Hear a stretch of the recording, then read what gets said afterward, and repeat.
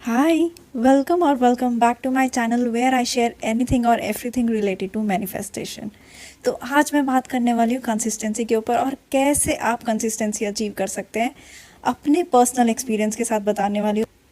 तो इस वीडियो को एंड तक देखिए कि कैसे मैंने कंसिस्टेंसी अचीव की और कैसे आप मैनिफेस्टेशन में रिजल्ट्स ला सकते हैं, क्योंकि मैनिफेस्टेशन में रिजल्ट्स चाहिए तो कंसिस्टेंसी होना बहुत ज़रूरी है। मैनिफेस्टेशन का असली मैजिक तभी होता है जब आप कंसिस्टेंटली अलाइंड रहते हो अपनी डिज़ायर्स के साथ, अपने यूनिवर्स के साथ। और वो कंसिस्टेंसी पता है किस चीज़ से आती है? ट्रस्ट से आती है। ये बात आपको किसी ने नहीं बताई होगी, बट ये मैंने पिछले कुछ दिनों में पर्सनल एक्सपीरियंस के साथ बता रही हूँ कि कैसे ट्रस्ट की वजह से कंसिस्टेंसी बिल्ड होती है और कैसे मैनिफेस्टेशंस होती हैं। देखो, जैसे हिंदू धर्म में होता है कि हम मन्नत मांगते हैं कि हम 21 दिन मंदिर जाएंगे, या कुछ लोग बोलते हैं हम 40 दिन मंदिर जाएंगे, या वो 40 दिन तक कोई एक टास्क करेंगे, कुछ भी हो सकता है। लेकिन वो कंसिस्टेंसी आपको रखनी पड़ती है उतने दिन जितना दिन आपने बोला होता है। फिर चाहे बारिश हो या आपको थकान हो या कोई और बहुत इंपॉर्टेंट टास्क क्यों ना आ गया हो, आप उसके लिए टाइम निकालते ही निकालते हो। मैंने भी एक छोटा सा बोला था एक ग्रैटिट्यूड के उसमें कि मैं 40 दिन तक मंदिर जाऊंगी। नो मैटर वॉट, बारिश हुई, मैं बहुत ज़्यादा थकी हुई थी, लेकिन मैं फिर भी गई। क्यों?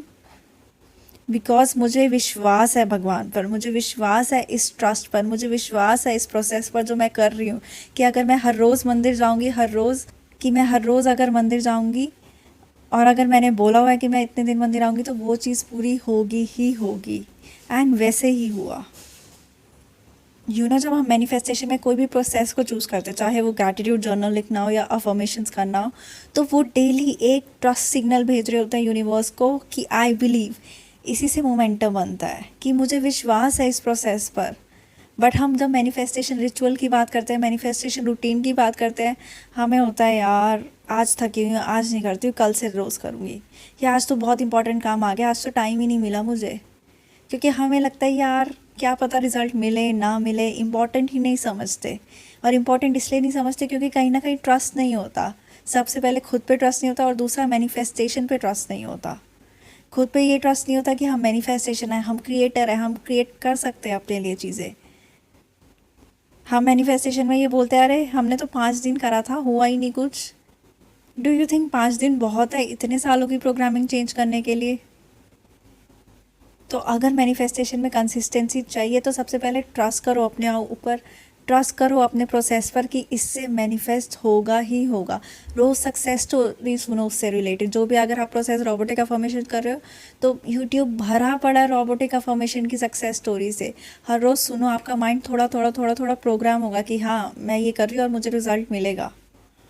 और एक सीक्रेट बात बताऊँ, मैनिफेस्टेशन रूटीन के लिए मन्नत मांग लो अपने मन में कि मैं 40 दिन या 21 दिन या 1 महीना मैं हर रोज़ इस प्रोसेस को करूँगी विदाउट ब्रेकिंग इट अप।